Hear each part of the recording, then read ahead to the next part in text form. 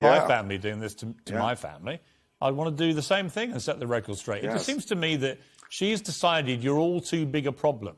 Therefore, you have to be cut loose. And I got to be honest, I knew Meghan for a bit before she met Harry, did exactly the same to me. Bang, you know, done. She did that to many people that she knew, that she'd either worked with or was friends with or whatever. It just seems to me she's what I would call a ruthless social climber, who just when people are no longer, no longer appropriate parts of her circle, they have to be expunged quickly so she can move on up the ladder. Really, nigga? Absolutely. And I think a lot of greed plays into that fact also. I mean, the amount of unprecedented files, photos, videos, and documentation that we're going to be including in our documentary.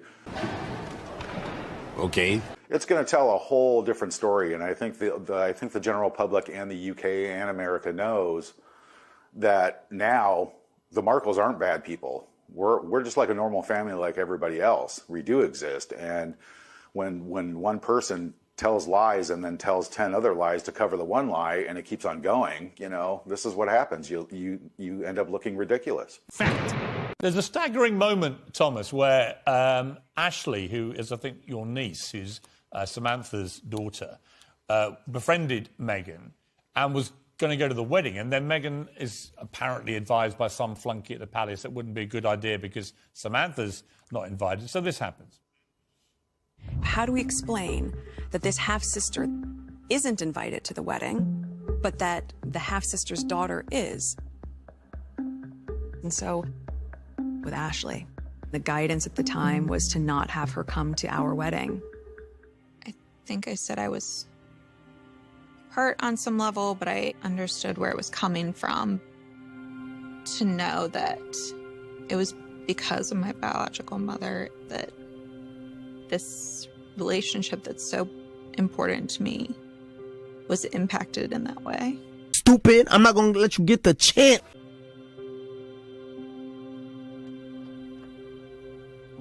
To feel like because of her it was taken away has been hard. Yeah, actually, it was because of Meghan that it was taken away. Meghan could have had her there if she wanted to have her there. Instead, she wanted to have a bunch of celebrities she barely knew, from the Clooneys to the Beckhams to Elton John to James Gordon to Timbuktu. I mean, it looked like anyone she'd met on the party circuit in the previous 2 years got the invite. But a lot of Harry's friends weren't there, and nor was this niece who she makes a big thing in the documentary saying we were so close. Yes, exactly. Yeah.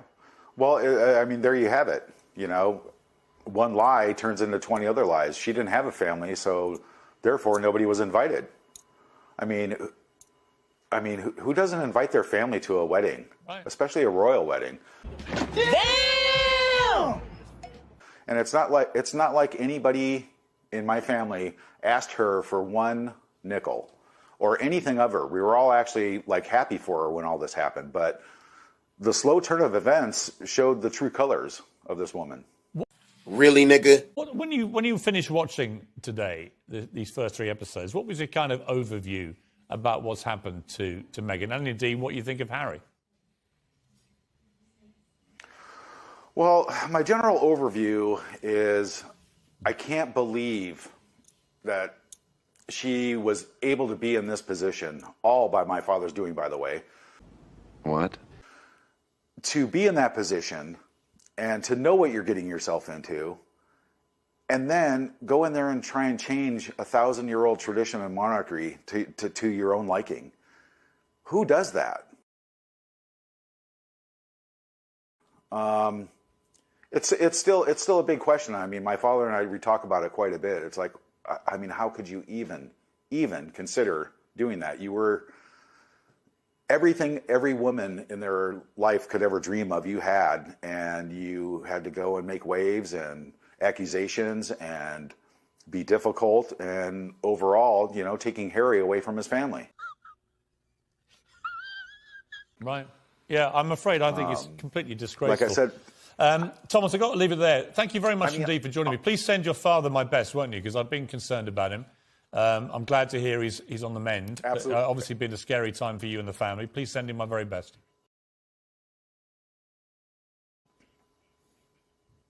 Absolutely, will do. Thank you so much for having me. All right, good to talk to you. Well, joining me now is the Royal Editor at The Standard, Robert Jobson, and Professor of Black Studies at Birmingham University, Kahindi Andrews. Welcome to both of you. Robert, I mean, pretty startling, isn't it, when you hear her own half-brother talking that way about this and how they feel as a family? It's startling, it's upsetting, I'm sure, for them. I mean, you know, they do seem, when they're on the television, to be fairly normal people. Right. Are you sure about that? And, you know, Thomas Markle Sr. has come in for an awful lot of criticism for when he, you know, allegedly sold out the way he did, but there was no support for him at the time. None. And I think that he did need that support. And in fairness, they have actually tried to defend the family, because someone did raise the collar of the baby, and they didn't say who that was. What? We could guess. That's not defending the family. That's smearing all of them. That's smearing all of them. They've never said who it was. So everyone is in the frame. Under the bus. But the point is, it's not about one thing. So if you look at her media presence, like that first story when it came out, they were dating. Are you sure about that? Straight out of Compton. I mean, that's blatantly one racist headline in an otherwise positive feature, which actually was wrong by 9 miles. It wasn't a positive. There wasn't a positive. She actually came from an area of it. Listen, I know Kahindi. I know LA. I know where Compton is. I know where she was brought up. It's about 8-9 miles away. Okay. The story was off by 8-9 miles. Exactly. The feature wasn't actually remotely derogatory about her. No, but Peter, they have to look at the. For example, you're saying that she was a diva. She was mean to people. She wasn't. She was just acting in a way that many royals act. But she became seen as this aggressive black woman. She's a diva. That's racism. That's I've never seen anybody call her an aggressive black woman. Hang on, Kahindi again. I never saw anybody use her colour in the British media as a stick to attack her, ever. So that was a f***ing lie. Never saw it. It never happened. It's an absolute lie. Nor have I seen any evidence that anyone in the royal family was ever racist to either of them. So there are a number of people who've put together comparisons. You know, how is Kate treated? Kate does one thing and is treated this way. Meghan does one thing and is treated a different way. Kate's had millions of negative headlines. Nobody goes around saying the N-word anymore. What do you mean by that? And you're saying it's Nobody only said the because N-word of anymore. Meghan's skin colour? Really? What I would say, well, I mean, I think when you have an institution which is overwhelmingly white, which is only a story she's in it because she's black in the first place, if she wasn't black, we wouldn't be talking about all of this, who then treats her in a way which is clearly problematic. She then leaves and says, look, I experienced racism and thought about committing suicide. It was so bad. I think we would have to say, yeah. Well, I want to see the evidence of that too, I'm afraid, because she said a senior person at Buckingham Palace told her she couldn't have help for her suicidal thoughts because it would be bad for the brand of the palace. Who was that person, and when did that conversation happen? Because like a lot of what Meghan Markle says, none of it is borne out by actual evidence. It's just her saying it, playing the mental health and suicide card, playing the race card, damaging the monarchy, damaging the royal family. The royal family.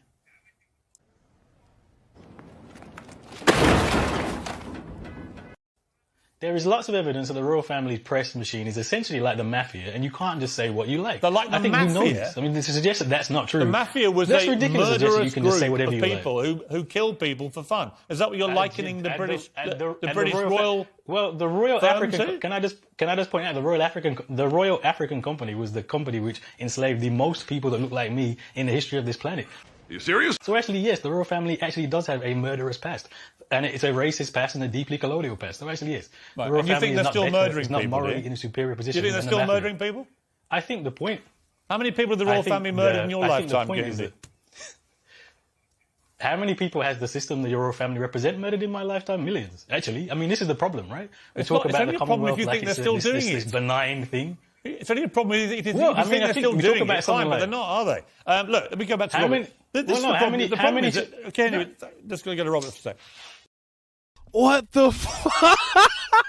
The problem with these conversations is that, again, there's no substance to it other than go back in history and say that hundreds of years ago, the colonial Britain, led by the royal family, behaved in a bad way. We know that, and they've been apologising throughout the last 60 years for it.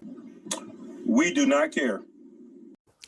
Yeah, but I mean, this is also about accuracy, isn't it? And this documentary, I can only speak as I find. There was one particular moment where I was on a pool position in South Africa, inside Archbishop Tutu's compound, his house, and they used that photograph of them walking away, holding the baby to say, with a lens in the picture, to suggest that was intrusive by the paparazzi. We're seeing the picture here now. That's the narrative. That photograph was taken with 3 people standing there on the pool position. I was standing next to Sarah Latham, I'll name them, Sarah Latham, the press secretary, who had arranged the position with them. And so that was all official, all agreed. And then we went from there into the late Archbishop Tutu's house, where they had tea and showed the baby again. The press couldn't show pictures of that baby under the regulations that we now have agreed since the death of Diana.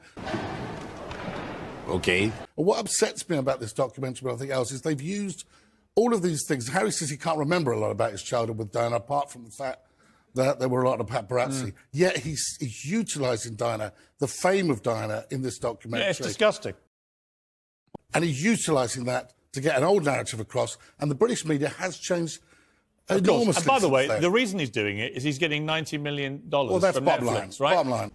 What? He's doing the very thing he's accused the tabloids of doing when his mother was alive, which is using her image, and everything about her the Panorama interview. For commercial gain. Right, exactly. The Panorama Robert, good to leave it there. Thank you very much indeed for joining me. Kahindi, thank you very much indeed for joining me. Coming next, Harry and Meghan wield Princess Diana's memories, as we just discussed, to defend them.